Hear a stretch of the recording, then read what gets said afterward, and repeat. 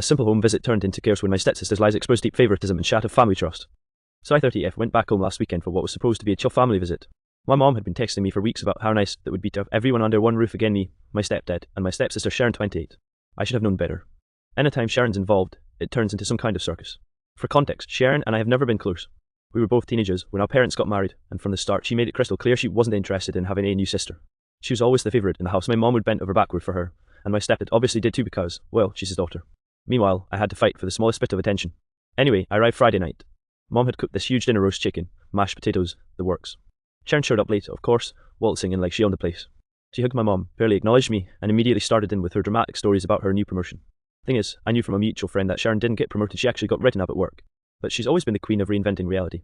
At first, I let it slide. I didn't want to ruin the night. But then she turned the spotlight on me. "So, how's the job hunt going?" she asked with that smug little smile. Everyone at the table looked at me, waiting. I blinked. "I actually have a job, Sharon, you know that." She tilted her head like she was confused. "The old mom said you were struggling, that you weren't sure what you were doing these days." My mom's fork froze halfway to her mouth. My stepdad shifted uncomfortably. I felt this wave of heat rush up my neck. "I literally work full time," I snapped. "I've told you guys this a million times." But Sharon just shrugged, like, "Oops, guess I makes it up." Except I knew she didn't. She wanted to paint me as the struggling, lost one so she could shine brighter. And my mom didn't even defend me, she just muttered something about miscommunication. That was strike one. Later that night, while we were cleaning up, Sharon cornered me in the kitchen. "You don't have to get so defensive, it's not my fault mom worries about you." I stared at her. He told her I was unemployed. Why would you do that? She smiled that fake sweet smile and whispered, "Maybe if you were more stable, she wouldn't believe me so easily." I swear, I almost dropped the plate in my hand. The level of manipulation floored me. That's when I realized Sharon wasn't just lying for attention. She was actively trying to sabotage me in front of my own family. And unfortunately, that was only the beginning of the chaos that unfolded that weekend. The next morning, I woke up early because I couldn't shake off what Sharon said in the kitchen. Her words kept replaying in my head like a broken record. Maybe if you were more stable, she wouldn't believe me so easily. It made me sick. I came downstairs, thinking I'd grab some coffee and just get through the day. But of course, Sharon was already sitting at the kitchen table with Mom, sipping her latte like she was the princess of the house. She had her phone out and was showing Mom something, and they both got quiet the second I walked in. "What's going on?" I asked, trying to sound casual. Mom hesitated, but Sharon piped up, "Oh, nothing, just showing her some texts." I narrowed my eyes.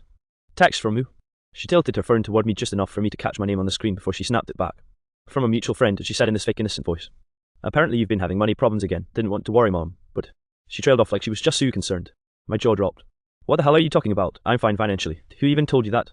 Sharon just shrugged and took another sip of her coffee. People talk. The audacity. I could feel my blood boiling. My mom looked at me with that "is this true?" face, like she didn't know whether to believe me or her. And that right there, that moment, is what hurt the most. My mom had known me for 30 years, but she was second-guessing me because of Sharon's lies. I tried to brush it off for the rest of the morning, but the tension was thick. My stepdad came into the living room later, sensing a storm brewing. He asked Sharon, "Why are you bringing up her business like that? That's not fair." Sharon immediately flipped on the waterworks. "I'm just worried about her. Why does everyone think the worst of me? I'm trying to be a good sister, and she always takes it the wrong way." And just like that, Bam Mom swooped in to comfort her, hugging her, saying things like, "We know you mean well, sweetheart, don't cry." Meanwhile, I was sitting there like, "Are you kidding me? She lies about me, twists things to make me look bad, and I'm the villain because I don't play along with her act." That afternoon, things escalated again. We were sitting in the backyard, having iced tea, when Sharon dropped the biggest lie yet. "So," she said, glancing at Mom, "do you want to tell them about the reason you really moved last year?" I froze. Everyone turned to me. "What do you mean?" Mom asked. Sharon gave the smug little grin. "Oh, she didn't tell you. She didn't move for a new job. She moved because she broke her lease. She got evicted." I almost choked on my drink. "What? That never happened, Sharon. Stop lying." Mom's face went pale. My stepdad looked uncomfortable. Sharon just leaned back in her chair like she'd won something.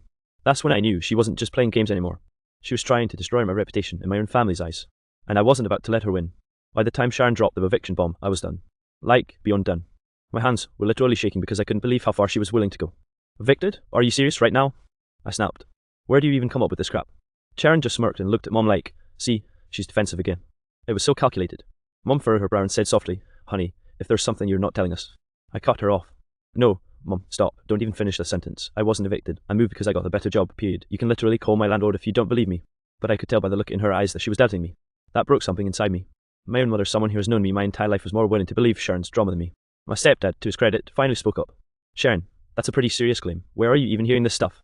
And Sharon, with zero shame, goes, "Oh, I heard it from a friend of a friend. I didn't want to say anything, but I didn't think she'd admit it on her own." I laughed. Like, full-on laughed in disbelief. "You're unbelievable. You just invent things out of thin air, and somehow Mom eats it up." That's when Sharon got up, tears suddenly streaming down her face like she'd flipped a switch. "Why are you always attacking me? I try to care, and you just humiliate me. You've hated me since the beginning."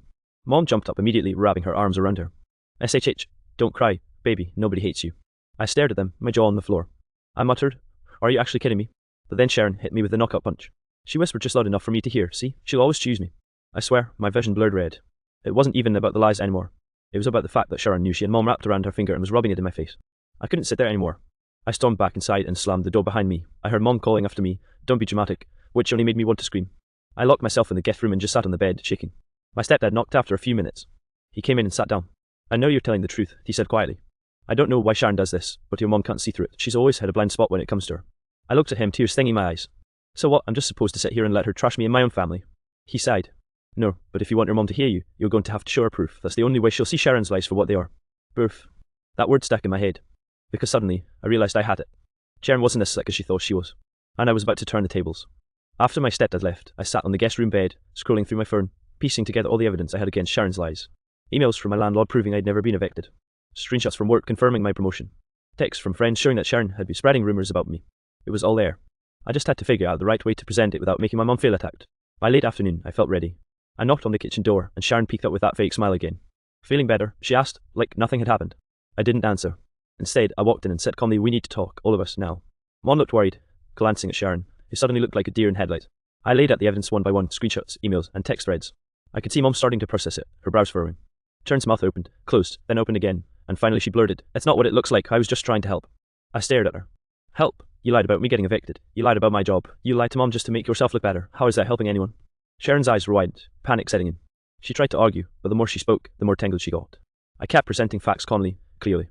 Mom was silent at first, just staring at the papers and screenshots. Finally, she said, "Sharon, is this true?" Sharon hesitated, then mumbled, I didn't mean to hurt anyone. I just wanted attention." Mom's face softened slightly, but I could see the disappointment. "Attention at someone else's expense is not okay," she said firmly. Sharon looked down at the floor. "I know, I messed up. I'm sorry." My stepdad nodded at me. "See, you didn't yell, you didn't accuse, you just showed the truth." Mom finally turned to me, tears in her eyes. "I'm sorry, I didn't see it sooner. I should have listened to you." It felt surreal. After months of feeling invisible, gaslighted, and second-guessed, I finally had validation. Sharon was still my stepsister, and this wouldn't magically fix our relationship overnight, but the dynamic had shifted. For the first time, I wasn't just the other daughter. Sharon stayed quiet for the rest of the evening, avoiding any attempt to dominate the conversation. Mom made sure to include me when planning dinner and asking about my work, and for once, I felt like I belonged at the table. It wasn't perfect. There's still tension, and Sharon's personality isn't going to change overnight. But that day, something important happened, the lies were exposed, and my voice was finally heard. By the time I left the house that night, I felt a mix of relief and exhaustion. Relief that I'd finally stood up for myself, exhaustion from dealing with Sharon's manipulations. I knew there would be more family drama in the future. Sharon doesn't quit easily, but I also knew I had the tools to protect myself. For once, I left home not feeling invisible. I left knowing that my mom could see the truth. The days after that home visit were weirdly quiet. Sharon didn't call or text much, and when she did, it was mostly short, neutral messages like "I hope you're well" or "Thanks for the screenshots." My mom, on the other hand, kept apologizing every time we spoke. "I can't believe I let her talk over you like that," she said more than once. "I should have trusted you." I appreciated it, but it didn't erase the months of frustration I'd carried. And Sharon's absence of confrontation wasn't exactly relief, it was tense. Every time I thought about visiting again, I felt that old pit in my stomach, knowing that Sharon's lies could start up again if I wasn't careful. A week later, my mom decided it was time for a family lunch to try and smooth things over. I agreed to go, cautiously optimistic that maybe this was a chance for a fresh start. Sharon arrived late, naturally, and there was an awkward pause when she saw me. She smiled, but it didn't reach her eyes. Mom jumped in first. "Sharon, honey, can we talk about last weekend? I think we all need to be honest with each other." Sharon looked at me, then down at her hands. I guess I owe you an apology," she said softly. Her voice was quieter than I'd ever heard it, almost timid. "I shouldn't have lied. I didn't think about how much it hurt you." I nodded. "Thank you. I just want things to be fair. I don't want to compete for Mom's attention like that." She hesitated, then muttered, "I always thought you didn't care about this family. I was scared of being alone." I blinked. That wasn't what I expected to hear. "Sharon, you're not alone, but lying about me doesn't fix that. It only makes things worse." Mom stepped in, wrapping an arm around both of us. "This is a start. Let's just be honest from now on." Tension didn't vanish entirely, but at least there was some acknowledgement of wrongdoing. Sharon still had her moments of manipulation, and I know she'll slip up again, but the power dynamic had shifted. I wasn't invisible anymore. During lunch, I realized something important. Family favoritism doesn't just happen, it's nurtured. And while it hurt to see my mom always side with Sharon, I now had proof that I could reclaim my voice without creating a full-blown war. I could set boundaries and demand fairness. By the end of the afternoon, I felt cautiously hopeful. Sharon and I didn't suddenly become best friends, and the shadows of her lies lingered, but I could finally see a path to a healthy family dynamic. Mom seemed more aware of her biases, and even Sharon seemed smaller, humbled by being called out. Driving home, I thought about how this all started with one home visit. One weekend, one confrontation, and a mountain of lies exposed. It was exhausting, but it was also empowering. For the first time in years, I felt like I had agency in my family, like I could navigate Sharon's manipulations without letting them define me. I didn't know what the future held. Sharon and I might clash again, but now I knew I could stand my ground. And sometimes, that's all that really matters. Over the next few weeks, things settled into a cautious, tense rhythm. Sharon kept her distance more than usual, avoiding unnecessary conversations or attempts to monopolize Mom's attention. When she did speak, she was quieter, less dramatic, almost tentative. I noticed the change immediately, though I stayed guarded. Old habits die hard, and I wasn't about to let my guard down completely. Mom started including me more in conversations, asking about my work, and genuinely listening. It felt strange but good. For the first time, I could actually share my life with her without worrying that Sharon would twist it into a story that made me look bad. That shift, small as it was, gave me confidence. One evening, Sharon finally approached me in the living room. She sat down, fidgeting with her hands, and said, "Look, I know I hurt you. I don't know why I do these things. I guess I always felt like I had to compete, even though I shouldn't have." I took a deep breath, trying to keep my voice steady. "Sharon, I get it, but lying and manipulating isn't how you get attention or love. You don't need to make someone else look bad to feel special." She nodded, almost tearfully. "Yeah, I see that now. I don't want to lose Mom's attention. I always felt like she liked you more sometimes, even if she didn't mean it." I softened a little. "Mom loves both of us, but she can't see everything. That's why honesty matters. We can't let lies define our relationship." It wasn't a full reconciliation. Sharon and I still had moments of tension, and she still tried to slip in small manipulations, but now I had boundaries in place. I could call her out calmly, show the facts, and prevent her from twisting reality without blowing up the house. Mom seemed more aware too. She apologized a few times, acknowledging the favoritism she hadn't realized she had shown. It wasn't perfect, but it was a start. I could finally breathe in my own home without constantly worrying about what Sharon would say next. One weekend, while helping Mom in the kitchen, I caught Sharon glancing at me nervously. For the first time, I realized she actually respected me. Not in a fully friendly way, but in a way that made her hesitate before lying. That tiny change felt monumental. I wouldn't pretend our family is perfect now. We have our battles, our old patterns still lurking in the background. But exposing the lies and facing the favoritism head-on changed the dynamic entirely. I felt heard, validated, and finally able to stake my place in my own family. Driving home that night, I thought about how a single weekend of standing up for myself had shifted years of unfair treatment. Sharon's lies had pushed me to act, and even though it had been exhausting and emotional, it was worth it. I'd learned an important lesson. Truth and boundaries matter, and even in families tangled in favoritism and deception, there's a path to fairness if you're brave enough to claim it. I could feel the tension easing in my chest. For the first time, I wasn't just surviving Sharon's manipulation, I was thriving despite it. The final piece of the weekend drama came a few days later, when Mom suggested a small family dinner to try and reset things. I was hesitant but agreed, thinking maybe this could finally bring some closure. Sharon, of course, arrived fashionably late, but this time, there was no dramatic entrance. No smug smiles, no exaggerated stories, just her sitting down quietly. Mom started the dinner with a toast, acknowledging the tension from the last visit but emphasizing honesty and family unity. She looked at me and said, "I want you to know I see you, and I'm proud of how you handled everything." My throat tightened. Hearing her say that felt like validation I'd been craving for years. Sharon shifted uncomfortably in her seat, and I could tell she knew this was a turning point. Instead of trying to dominate the conversation, she stayed silent, listening as Mom included me in the discussion about upcoming family events, plans, and even little daily stories. For once, I felt like my voice actually mattered. At one point, Sharon finally spoke, her voice small but sincere. "Glad I know I've caused a lot of problems. I'm sorry for lying and for making everyone doubt you. I didn't realize how much damage I was doing." I nodded. "Thank you. I hope we can move forward, but things need to be honest from now on." She swallowed hard, then said, "Yeah, I can do that. I'll try." Mom smiled, relief washing over her face, and my stepdad raised his glass. To honesty, family, and starting fresh. We clinked glasses, and for the first time in a long while, I felt like we were on somewhat even ground. It wasn't perfect. Sharon's personality hasn't changed overnight, but there was a shift. The lies had been confronted, the favoritism addressed, and my place in the family finally acknowledged. As the night went on, I realized something crucial. Family dynamics don't change because someone exposes the truth once. They change because you enforce boundaries, insist on honesty, and refuse to be gaslighted into invisibility. Sharon's deception had forced me to step up and claim my voice.